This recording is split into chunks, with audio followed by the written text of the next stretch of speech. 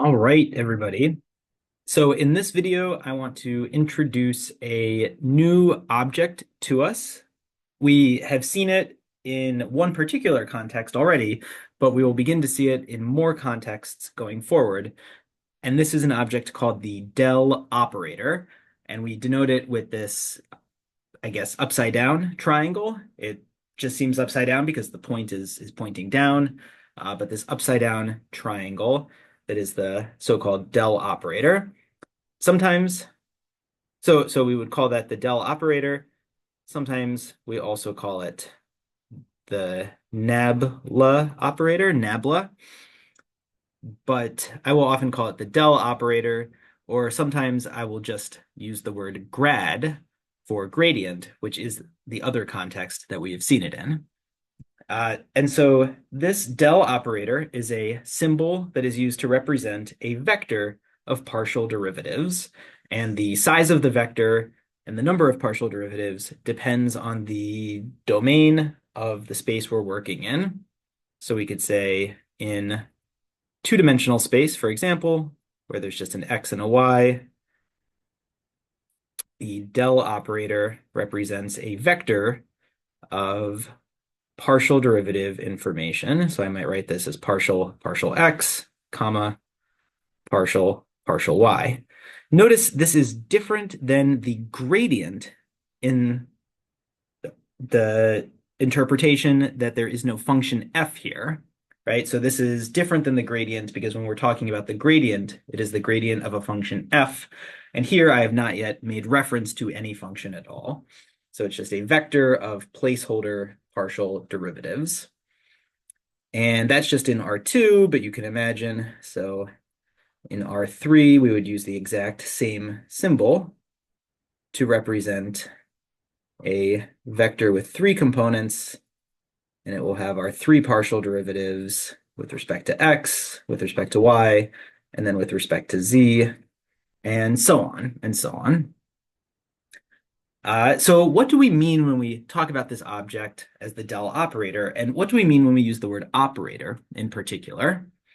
Well, in mathematics, an operator is, you can think of an operator as kind of like a larger, beefier meta function, right? So a larger or a more complicated kind of function. It is something that we apply to, I say here objects. I'm going to more broadly say objects or I'll say functions or mathematical objects. Mathematical objects in order to get an output. So it is similar to the idea of a function in which we have inputs and outputs, and a function takes in an input and spits out an output. But oftentimes when I use the word function, my inputs and outputs are either numbers or points in two-dimensional space, three-dimensional space, or what have you. So when I use the word function, I tend to think of these inputs and outputs as being points. Meanwhile, operators, the inputs at least, tend to be more advanced kinds of objects. So things like functions. So earlier when I called it a meta function, you can think of an operator that takes as its input a function and then takes as its input a function and then spits as its output some other kind of function. And so when I tend to think about the word operator, I tend to think of it as a function on other functions, for example. But when I have the second thing, this second use of the word function, that could be replaced with other kinds of math objects. So it's a function on other more advanced kind of mathy objects. And so an example of a operator that we know and love and use all the time is the derivative operator, which we usually just call the derivative. So regular d dx is an operator in the sense that I can think about taking as my input the function, let's say x squared, and giving as output the function 2x. So the derivative can be thought of as a operator that takes functions as inputs and spits out the derivative of those functions as outputs. So this is our favorite Calculus 1 operator and our favorite operator in early college level math. And so just like the derivative operator helps tell us something about the rate of change of a single variable function, the del operator, which again is a vector of partial derivatives, the del operator is going to take certain kinds of objects in and spit out other kinds of objects, and it is also going to tell us information about relative rates of change, except in these multivariable settings, it will give us information about rates of change in different directions. So how can we use this del operator? Well, it depends on context, but there are three major ways that we're going to use this operator. Sorry, let's square off the window there. There are three different ways that we're going to use this del operator. The first is the way that you already know and love, and that is with the gradient. And so with the gradients, the kinds of objects that we're going to be plugging in will be multivariable, but scalar valued functions. So we'll be able to plug in something like an f from Rn into R1. And when I say plug in, what I really mean is we'll apply the del operator to this function f, and what we get is the following. So we get del f, or what I will often say out loud is grad f,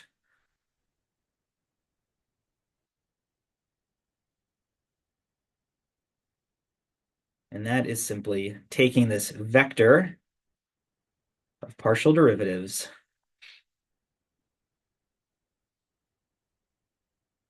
and applying the function f into each space. So here I'll write it for 3 dimensions, but of course this could be n dimensions. So we're taking a df dx, df dy, df dz, and so we get our vector, our normal gradient vector. So f sub x, f sub y, f sub z.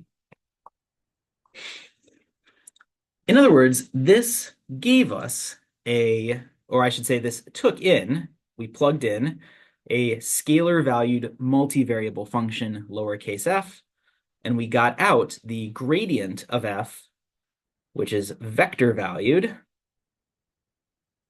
And so we got out a vector valued expression, grad f, which, is still made up of, in this example, x's, y's, and z's, or more broadly, n different variables.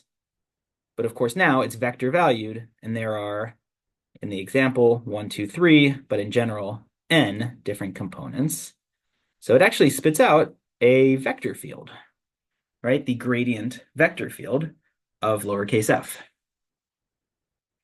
And if this is sounding complicated, I don't mean to overly complicate this. All I mean is that we're using this symbol, this upside down triangle, this del, and I'm applying it to a function f, and that just means calculate the gradient. However, there are 2 new ways that we can use this. The first is through something called the divergence. And here, the kind of object that we're going to plug in is we're going to plug in a vector field.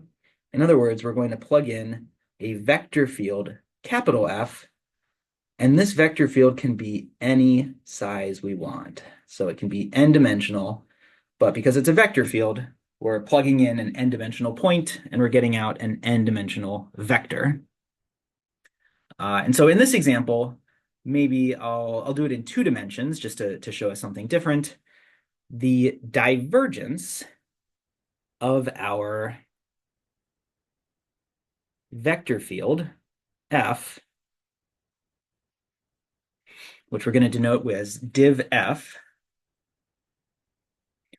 can also be denoted notationally as the del operator, the dot from the dot product, and our capital F. And that notation gives us some insight into how we're actually going to apply this operator. I'm going to take the operator, so that was the partial with respect to x. I said I would just do 2 dimensions for this example, so partial with respect to x, partial with respect to y. And then I'm going to dot it with my 2-dimensional vector field F. And maybe up here, I'll say this is like saying F of xy equals, and because it has 2 outputs, I can call it F1 of x and y, and then F2 of x and y. All right, so this is our way to represent our vector field. And so I'm going to take that del operator, that vector of partial derivatives, and I'm going to dot it with these entries, F1, F2. That is the 2 outputs of my vector field F. And then this just gives us, when we perform that dot product, this is the partial derivative with respect to x of that first entry plus the partial derivative with respect to x. Nope, I'm sorry. For our second entry, that's the partial derivative with respect to y, and that should be of our second entry. And so we get this. We'll do an example of these in a moment to take a look and see exactly what we get. But notice, this is, again, we're taking that f1 function, and we're taking its derivative with respect to x plus f2, and we're taking that derivative with respect to y. And as a result, the object that we get at the end, the object that comes out of this, is going to be a function. Right? So this is a function, or it is scalar valued with, in this case, 2 variables, but in general, it will be n variables. The last example is something called curl. Now, the curl is also a way to apply the del operator. And specifically, for curl, we are going to once again plug in vector fields. But this time, our vector field specifically has to be 3-dimensional. So it's going to only be 3-dimensional when we look at the curl. And the reason it's only 3-dimensional is because the curl is going to take advantage of the cross product, which we remember needs to be done in 3-dimensional space. And so I won't go through an explicit example here, but with the curl of a vector field F, I would also denote this as taking my gradient vector, my del operator, and performing the cross product of the del operator with this vector field F.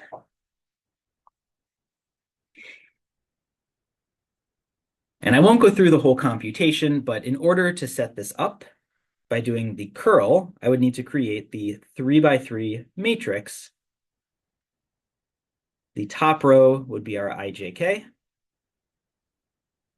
The middle row is going to be our partial derivative. So this is our del operator, partial x, partial y, and then partial z. And then the bottom row will actually be my capital F. And so if our 2-dimensional vector field was f1 comma f2, I could denote this as f1 comma f2 comma f3. And then once we have this all set up, we would need to take the determinant of that to arrive at an answer. And we'll see this in a moment, but in doing so, the output will have ijk components. And so the output here is actually going to be another vector field. And specifically, because this was all three-dimensional, this will be a vector field output with three, I guess, variables, x, y, z, but also three components.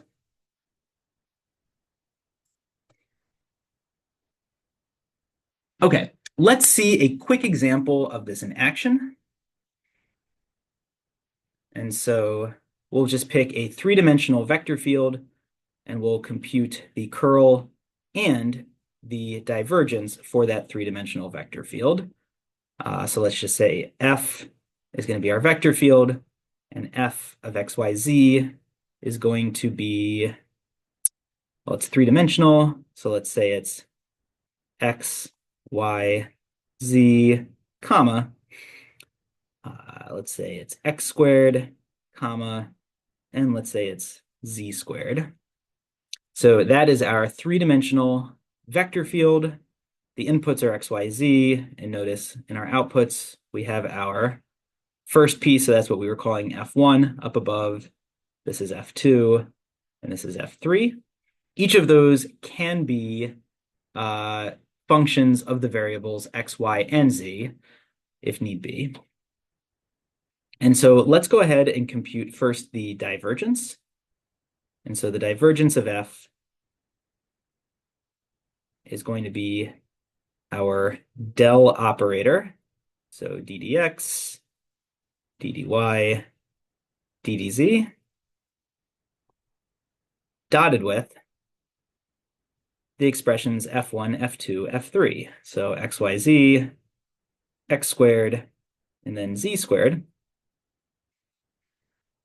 So this will be, by dot product rules, we'll take the partial x derivative of the first component. So the partial x derivative of xyz is just 1 yz.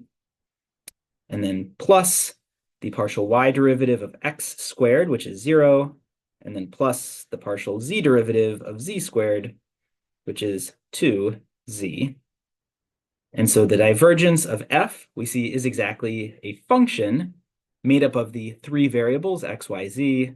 And specifically in this case, there turn out to be no x's, but it's just yz plus 2z is our function that we get as an answer.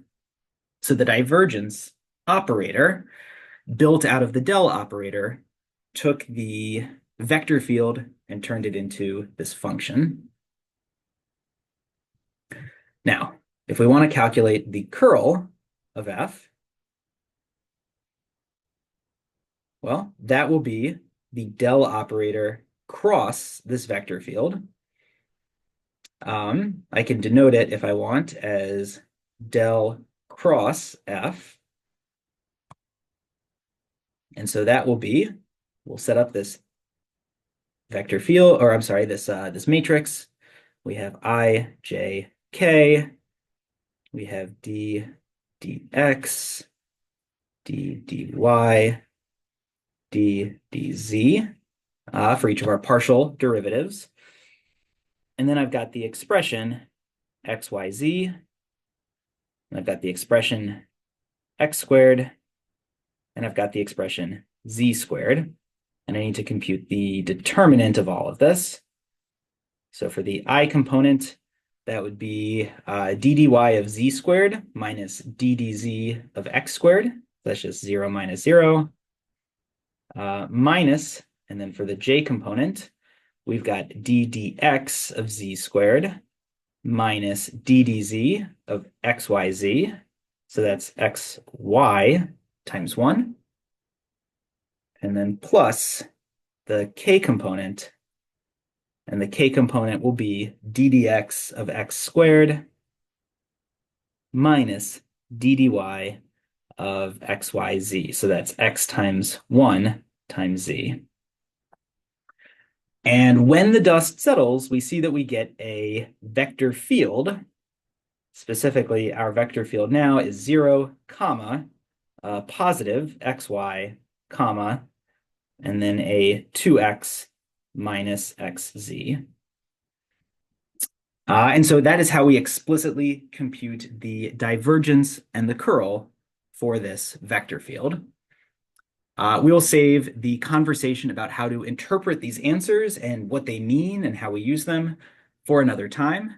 At this point, we've seen what these objects are and how to compute them. So thanks so much for watching, and I'll see you next time.